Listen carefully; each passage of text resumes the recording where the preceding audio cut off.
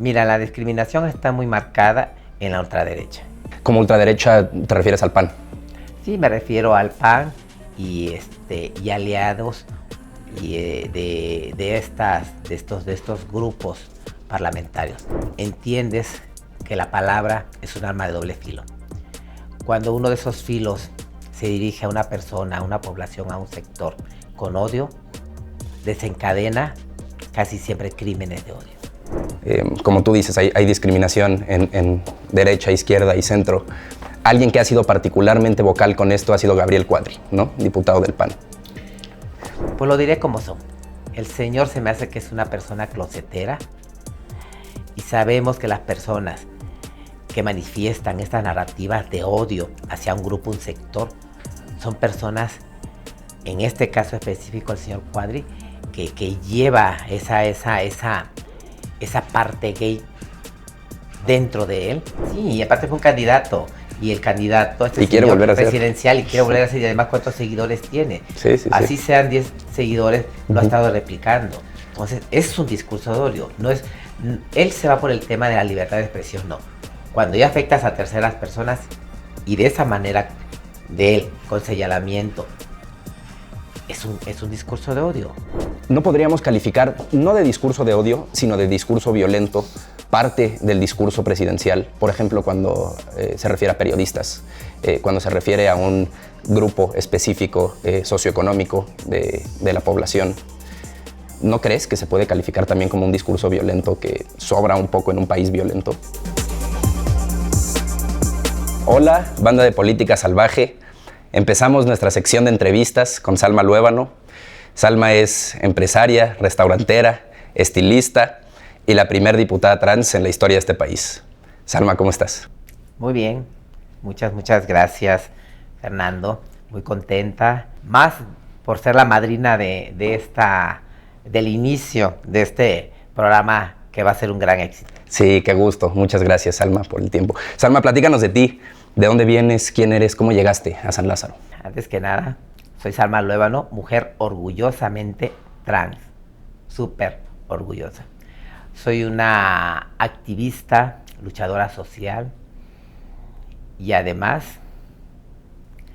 una mujer con todas esas carencias como todas las mujeres trans, con toda esa lucha, con todo ese sufrimiento. Yo siempre he dicho que la historia de vida de nosotras las mujeres trans son parecidas o son casi iguales, precisamente por el tema de la discriminación, por el tema de las faltas de oportunidades y por toda esa carencia que desafortunadamente durante décadas nos ha llevado a la muerte, y que tristemente decir que somos una población, un sector el cual no llegamos ni siquiera a los 35 años precisamente por todas esas carencias. Oye, Salma, ya hablas de experiencias parecidas o casi iguales, ¿no? entre mujeres trans. ¿Podemos hacer distinción de nivel socioeconómico, de región dentro del país? Es decir, ¿se vive muy diferente dependiendo de estas cuestiones siendo mujer trans? Mira, son parecidas. Yo he ejercido también el trabajo sexual como la mayoría, porque ha sido una de las maneras que nos han orillado a poder sobrevivir. A mí el trabajo sexual me dio para comer, me dio para sobrevivir. Soy una sobreviviente y son las condiciones en las cuales la sociedad, los grupos aventajados dentro de la sociedad nos han orillado. No porque el trabajo sexual no sea digno, sino porque no nos han permitido más espacios. Claro.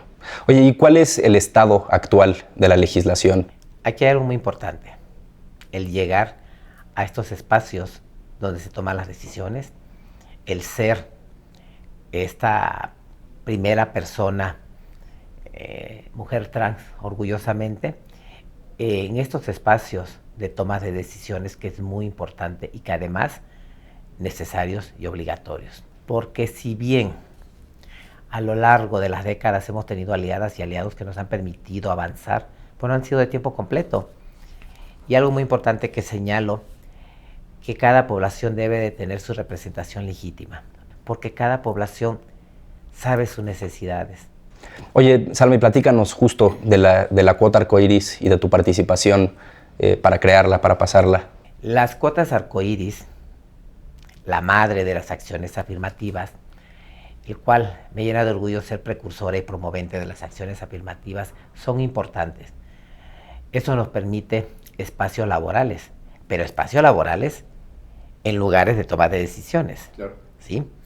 El estar, repito, en los lugares, en estos espacios de toma de decisiones y el tener esa representación legítima, en mi caso personal, me permite trabajar de tiempo completo y además por políticas públicas específicas. ¿A qué voy?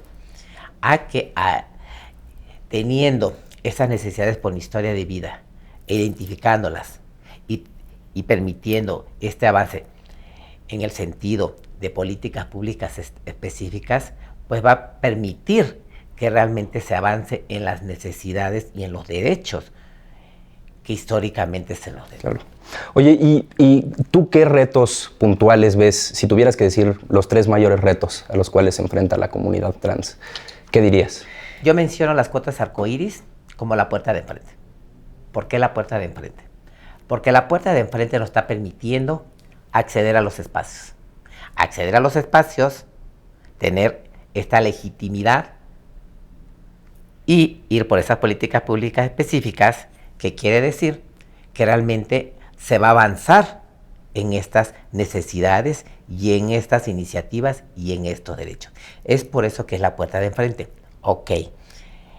Mi sueño a corto plazo es lograr ese libre tránsito político, social, cultural hacia nuestra población, hacia los grupos en desventaja, con una transversalidad que dignifique realmente nuestras poblaciones en desventaja.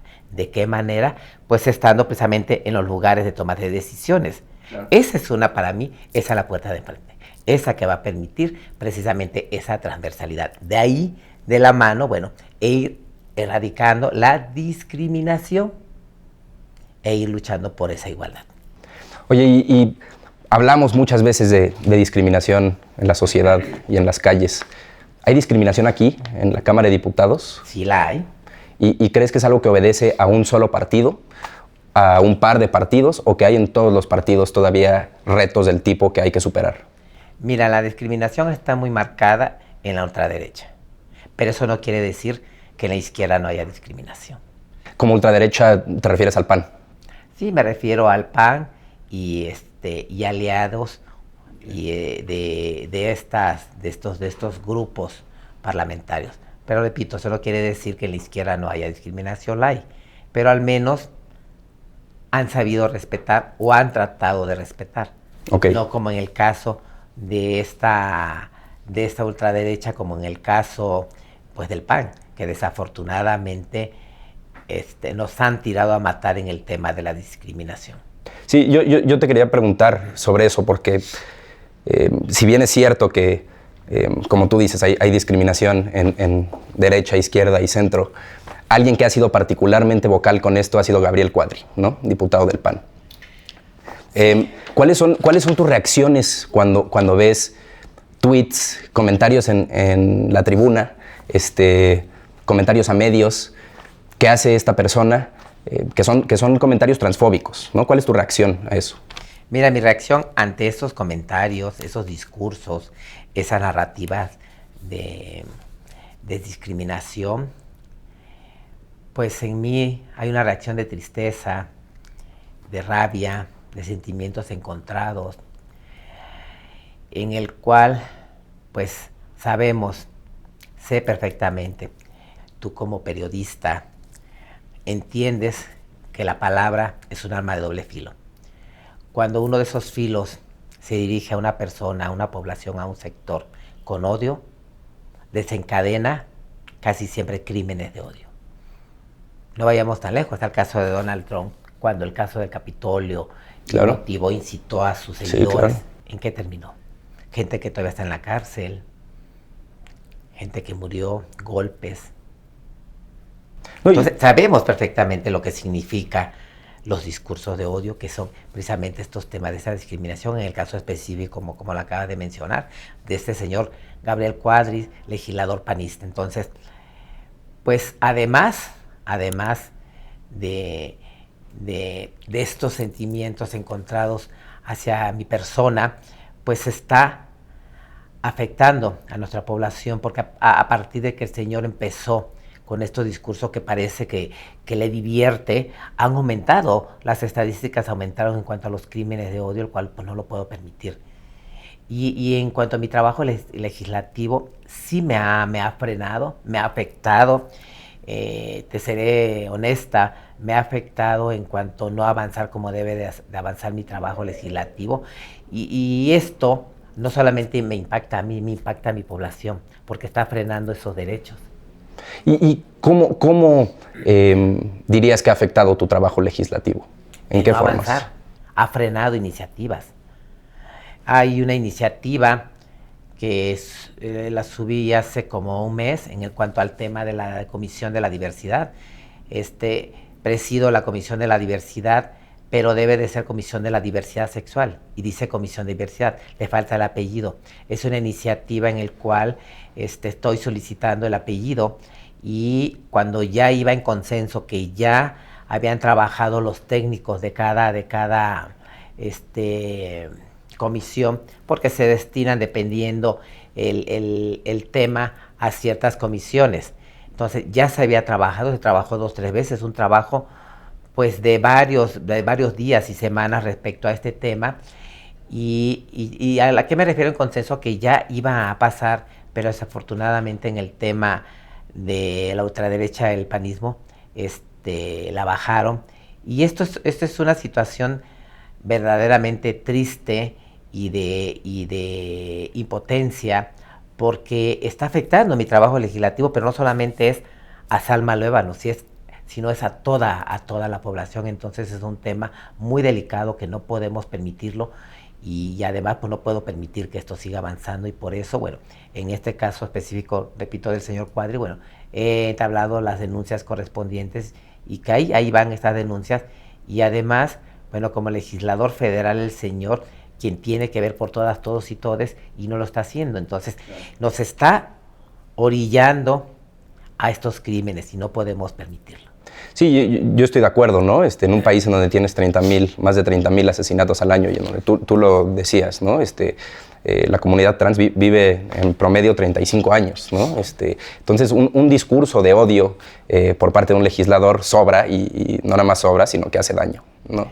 Sí, y aparte fue un candidato, y el candidato quiere volver a ser presidencial, y quiere volver a ser, y además ¿cuántos seguidores tiene? Sí, así sean 10 seguidores, lo ha estado replicando. Entonces, es un discurso de odio. Él se va por el tema de la libertad de expresión, no. Cuando ya afectas a terceras personas, y de esa manera de él, con señalamiento, es un discurso de odio. Y además, aquí en el tema de que ha frenado mi trabajo legislativo, me ha puesto en contra a compañeras diputadas, como en este dato específico de decir que estoy usurpando los espacios, que soy un hombre vestido de mujer.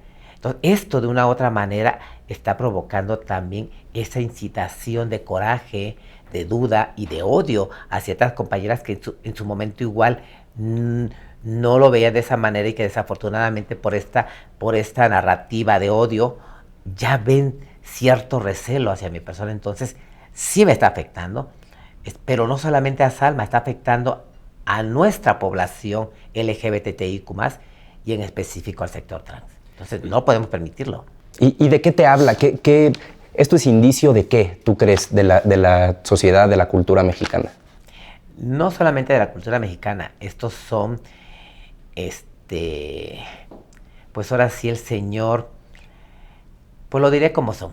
El señor se me hace que es una persona closetera, y sabemos que las personas que manifiestan estas narrativas de odio hacia un grupo, un sector, son personas, en este caso específico el señor Cuadri, que lleva esa parte gay dentro de él, y que no puede aceptarlo, y esa lucha interna ha provocado y está provocando desafortunadamente todos estos discursos. Las personas transfóbicas Ese es el tema. Lo que más odias es lo que eres. ¿Tú crees que Gabriel Cuadri es gay? No me atrevería a asegurarlo, pero casi podría decir que sí, porque es parte precisamente de esa lucha. Dicen que lo que más odia lo has de tener en tu casa o lo tienes tú. En este caso es igual. O sea, ¿por qué? Ese odio, ¿de dónde? ¿Qué pasó? ¿Qué le está sucediendo? O sea, lo que te choca, te checa.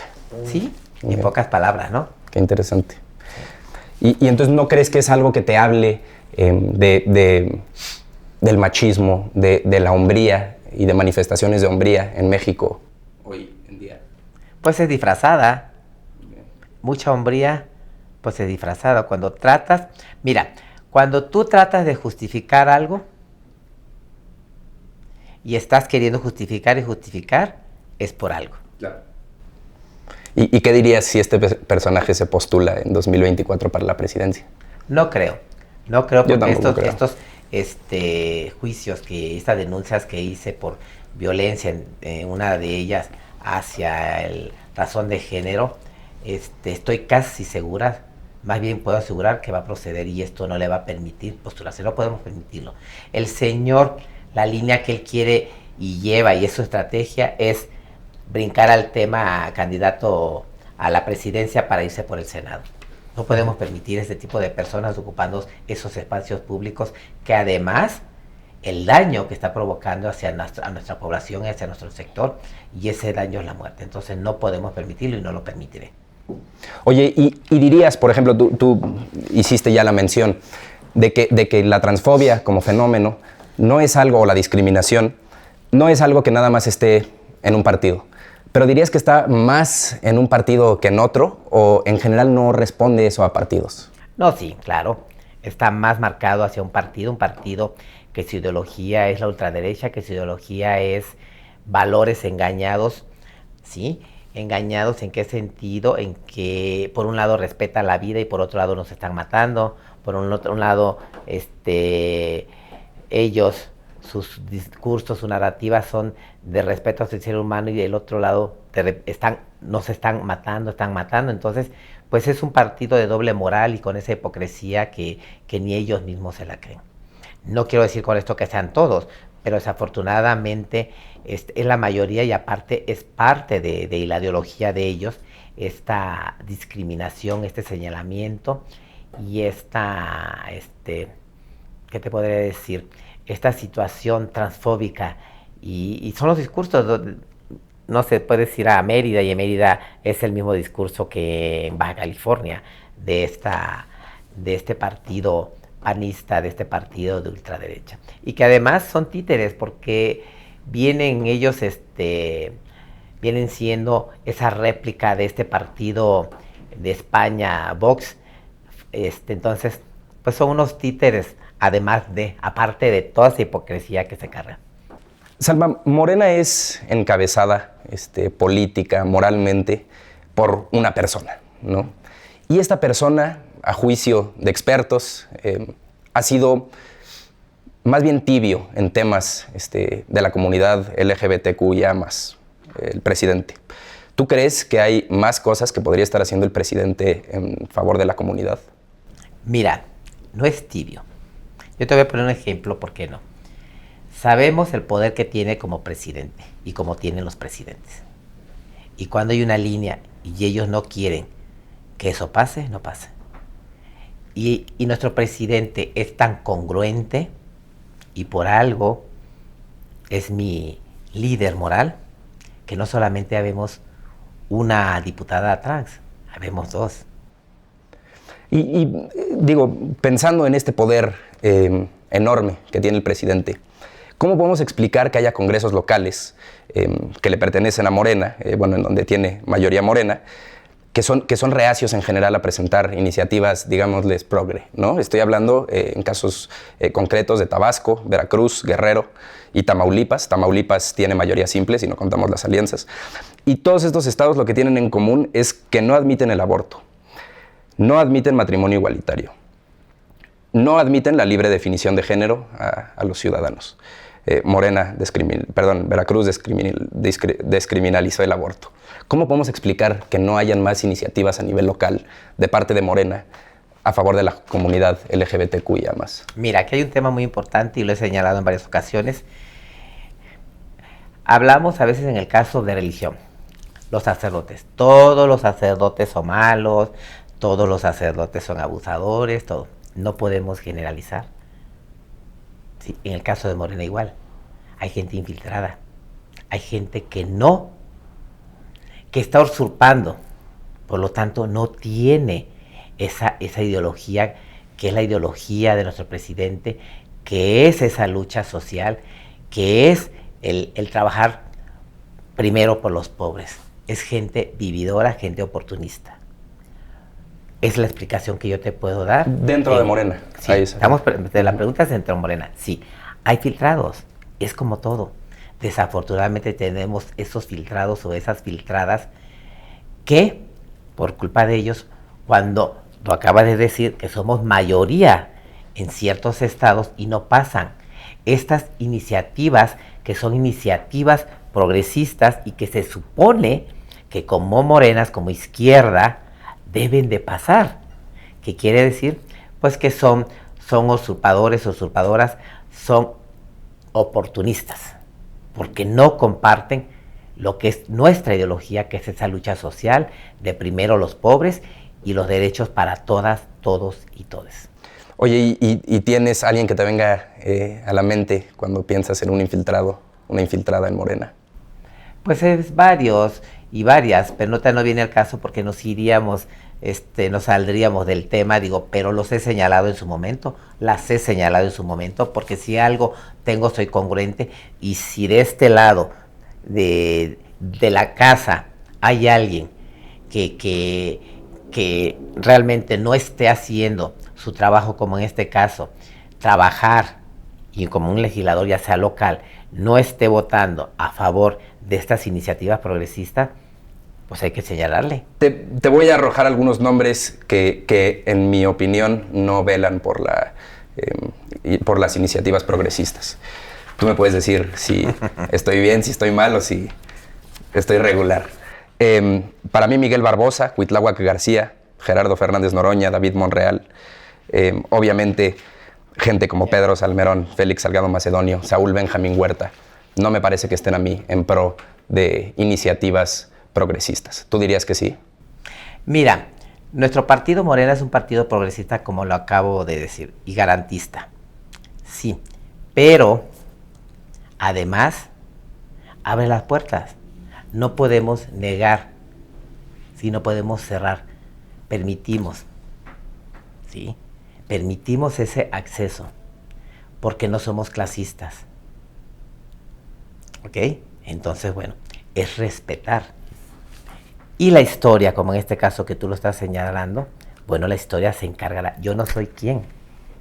¿Sí? En su momento, en tomas de decisiones, en tomas de votaciones, claro que señalo. Pero su andar y su historia y trabajo político o legislativo, bueno, ahí está la historia, como tú lo acabas de señalar, que se está encargando de señalar si están trabajando como personas de izquierda, como personas progresistas, o no lo están haciendo. Oye, ¿y a ti cómo te reciben en general los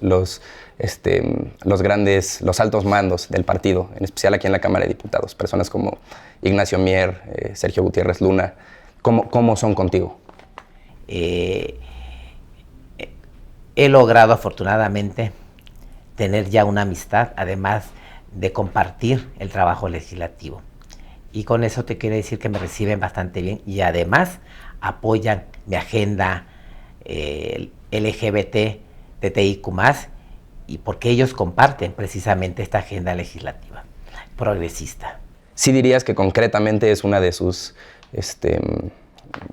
preocupaciones grandes al hacer su trabajo de legisladores? Mira, como lo dije al principio, hemos tenido a lo largo de la historia aliados y aliadas que nos han permitido avanzar en políticas públicas y en iniciativas, pero no son de tiempo completo. ¿Por qué? Porque no son de la población. el llegar a estos espacios donde toman decisiones y tener estas representaciones legítimas, como en mi caso, es trabajar de tiempo completo y por esas políticas públicas específicas. Ok, sí apoyan, pero obviamente ellos traen otros temas, otra agenda. No están al 100%, ¿por qué? Porque además no tienen el sentir y no tienen esas historias de vida. No es que no les interese o no es que no quieran, porque ellos traen sus agendas. Somos 500 legisladores y legisladoras y cada quien trae su tema. Oye, Salma, quiero platicar contigo un poquito sobre el presidente y la 4T en general, ¿no? Más alejado ya de estos temas de diversidad y diversidad sexual. Algo que tú decías es, no debería ser válido que un legislador o una persona en el poder use su poder para propagar discursos violentos, ¿no? Lo veíamos en el caso de Gabriel Cuadri, son discursos de odio. No podríamos calificar, no de discurso de odio, sino de discurso violento, parte del discurso presidencial, por ejemplo, cuando se refiere a periodistas, cuando se refiere a un grupo específico socioeconómico de la población. ¿No crees que se puede calificar también como un discurso violento que sobra un poco en un país violento? Mira, nuestro presidente es muy inteligente, nuestro presidente es muy sensible, nuestro presidente es muy humano. Y digo nuestro presidente, porque luego dicen que no es su presidente. Claro, es el presidente de la República y es el presidente de todas, todos y todes. Él hace estos señalamientos precisamente por toda esa historia de vida. Le ha tocado vivir de este lado y ahora de este lado. Ahora sí, como dicen en mi tierra, él tiene los pelos de la burra en las manos y sabe precisamente el por qué dice y el por qué señala. A lo mejor se puede confundir como tema violento, ¿sí? Pero sabemos el tema, desafortunadamente, no todos, porque no me gusta generalizar, ni todas, pero sabemos desafortunadamente en el periodismo hay una mafia del chayote, una mafia de que se venden al mejor postor. Durante años han sido mantenidos por este prianismo, esta ultraderecha del PAN, están mal acostumbrados, entonces se les quita su despensa y obviamente todo lo que hace nuestro presidente, para ellos lo califican mal. ¿Por qué? Porque no se les da para su despensa.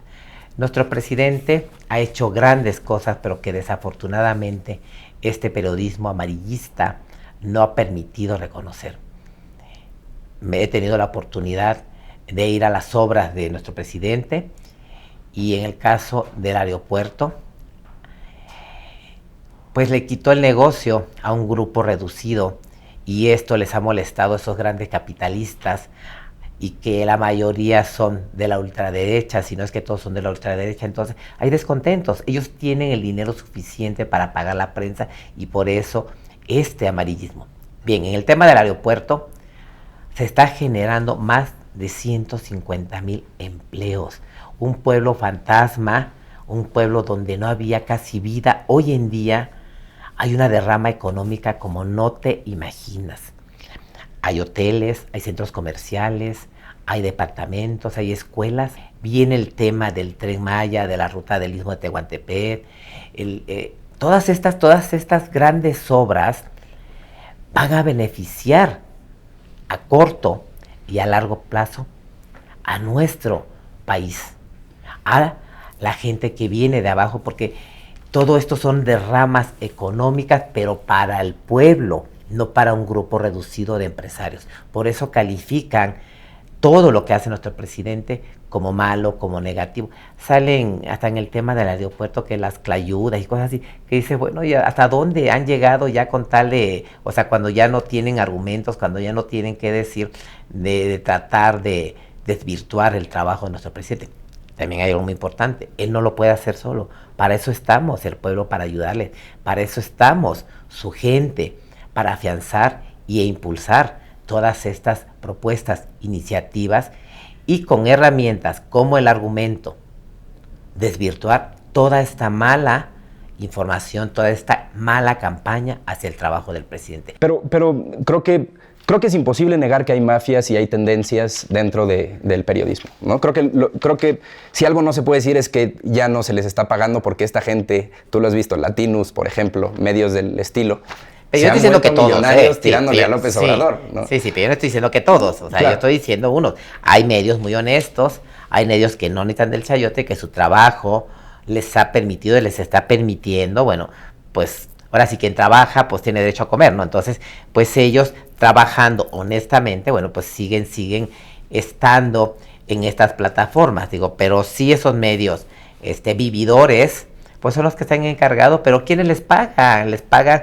precisamente estos empresarios que les quitaron esos grandes negocios que ya sentían o creían que ya tenían en sus bolsas. Entonces, pues bueno, no está solo el presidente y estamos para ayudarles precisamente con estos argumentos que son y que es gran parte de su lucha, que primero los pobres. Y se está trabajando precisamente para regresarle al pueblo lo que es del pueblo. Como la reforma eléctrica. ¿Tú crees que es primero los pobres, en verdad? Sí, porque yo lo he visto, mira, me ha tocado, porque como lo dije hace rato, soy una activista y luchadora social. Vamos a un ranchito o pueblito donde esté una pareja de abuelitos. ¿Ah? Estos apoyos que ha implementado nuestro presidente, de darles sus 3,000, 6,000 pesos, ¿sí? Para dos abuelitos vivir en un pueblito que a lo mejor está abandonado, tener sus 5,000, 8,000 pesos para ellos, les resuelve la vida y les ayuda y ya no se mueren de hambre. Estos estudiantes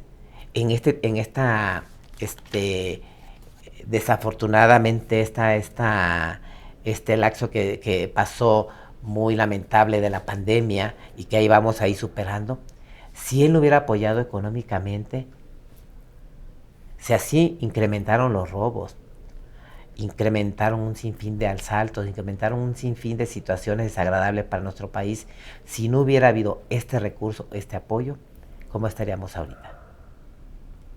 Hay que verlo más allá, no hay que verlo a corto plazo, hay que verlo a futuro.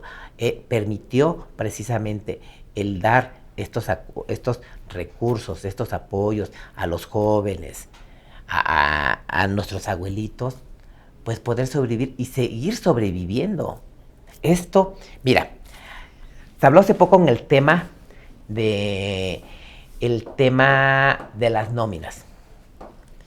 Hoy en día, si no te endrogas, pues no tienes nada. Tienes que endrogarte para poderte hacer de tu tele, de tu casa, de tu coche. Y en nuestras nóminas, en las nóminas de la mayoría, a veces sacan pues casi al ras, al cero. Nuestro presidente, con este apoyo, ayuda a sobrevivir, ayuda a vivir dignamente a estas familias. Entonces, hay que verlo, o sea, hay que ver el trasfondo realmente de este apoyo, de esta lucha que primero los fondos. Yo lo he vivido y lo sigo viviendo y lo escucho. Realmente todo el apoyo que ha dado y que está permitiendo realmente vivir dignamente a tantas cientos y miles de familias. ¿Salma, hay corrupción en la 4T? Sí, lo hay en todos lados. ¿Más o menos que en el resto de los partidos? No, mucho menos. Ha ido avanzando. Por eso ha habido cambios. En los gabinetes ha habido cambio donde se tenga que hacer los cambios. No estamos exentas de corrupción. Hay. Y nuestro presidente ha ido detectando y ha ido haciendo lo que se tiene que hacer. ¿Y qué hay de cambios que una parte de la población hiperjura que urgen? Por ejemplo, Alejandro Gertz Manero. Por ejemplo, todo este asunto con Olga Sánchez, ¿no? Hugo López-Gatell, ¿no? ¿Qué dirías tú de estos personajes que, pues, bueno, creo que hay más, ¿no? Napoleón Gómez Urrutia. Personajes que es difícil defender. ¿Tú qué dices ante eso? Como te lo dije hace rato, son narrativas en el cual la historia se va a encargar de poner a cada quien en su lugar. Okay. Oye, Salma, quiero hacer un ejercicio contigo. Si no te molesta, te quiero hacer preguntas rápidas y que tú me las contestes a bote pronto, lo primero que te venga a la mente. ¿Te parece bien? ¿Derecha o izquierda política? No, soy izquierda de corazón, de alma, de playera, camiseta y de calzones. ¿Penalizar o despenalizar el aborto? Despenalizar. ¿Matrimonio igualitario, sí o no? Claro, 100%. ¿Legalizar el cannabis o no legalizar? Claro. ¿Cadena perpetua, sí o no? Ahí difiere un poquito. Sí voy por la cadena perpetua, pero como que hay que trabajar un poquito el tema, hasta dónde sí, hasta dónde no. Ahí no es nada más decir sí o decir no.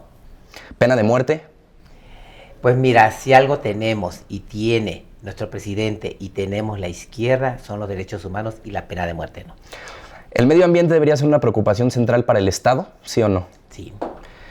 ¿Cuáles son los 3 mayores problemas de México?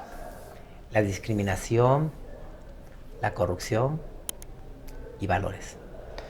¿Los partidos en México tienen valores genuinos? Sí, cada uno a su manera los tiene, claro. ¿Prefieres liberalismo o proteccionismo económico? Proteccionismo económico. ¿Estado intervencionista o Estado acotado?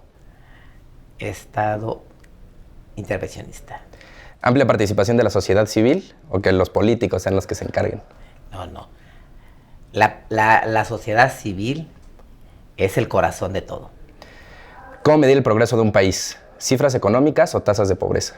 Tasa de pobreza es donde realmente se mide este tema. ¿Tú prefieres desigualdad con prosperidad para un grupo reducido o igualdad, pero todos con lo mínimo? No igualdad. ¿Igualdad? Claro. ¿Estado autoritario pero efectivo o democracia inefectiva? No, democracia efectiva. ¿Más programas sociales o más inversión?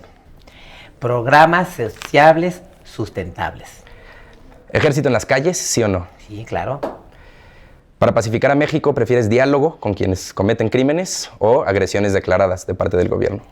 Mira, violencia acarrea violencia. Tanto, ¿a qué voy? Diálogo. ¿Revocación de mandato, sí o no? Claro, ¿Reforma eléctrica, sí o no? 100%. ¿Reforma al INE? También. Okay. Esa te tardaste un poquito más. No, porque iba a decir otra cosa que viene. Sí, no es que la haya pensado, más bien algo que iba a decir y que, bueno. Oye, yo soy muy ocurrente y ya iba a ser una babosada. Lo hubieras dicho. Oye, Salma, nada más para terminar, platícanos, ¿qué dice el futuro para Salma Luébano? ¿Qué va después de estos 3 años de la Diputación? Mira, como activista social, como luchadora, como sobreviviente, como mujer trans, lucharé hasta el último día, no de mi gestión, de mi vida, porque es parte de mi esencia. Esa es mi esencia. Soy una luchadora social. Y aunque soy legisladora federal, no hago a un lado mi activismo. Sigo trabajando con mi activismo y nunca lo dejaré. ¿Qué se siente ser la primera diputada trans en la historia de este país? Tengo un gran compromiso que lo asumo con mucha humildad, lo asumo de corazón y además con mucho amor. Salma, ¿a ti quién te ha apoyado? ¿Quién te apoya hoy en día? Me apoya mi familia, mi equipo, la gente que cree y sigue creyendo en mí y que afortunadamente cada día aumenta más. Y como dijo Raúl Velasco, aún hay más. Pues mi lucha es dignificar los valores, los derechos humanos, que además históricamente se nos debe, y me refiero a todos los grupos de desventaja. Y decir algo muy importante, una frase que ya la he acuñado y la he hecho casi propia, que no es mía, hasta que la dignidad se haga costumbre. De acuerdo. De acuerdo, que hasta que la dignidad se haga costumbre. Banda de Política Salvaje, gracias por acompañarnos. Pueden sintonizar más entrevistas aquí y apoyemos a Salma y apoyemos la lucha de la comunidad LGBTQIA+. Hay mucho que hacer todavía. Salma, muchas gracias.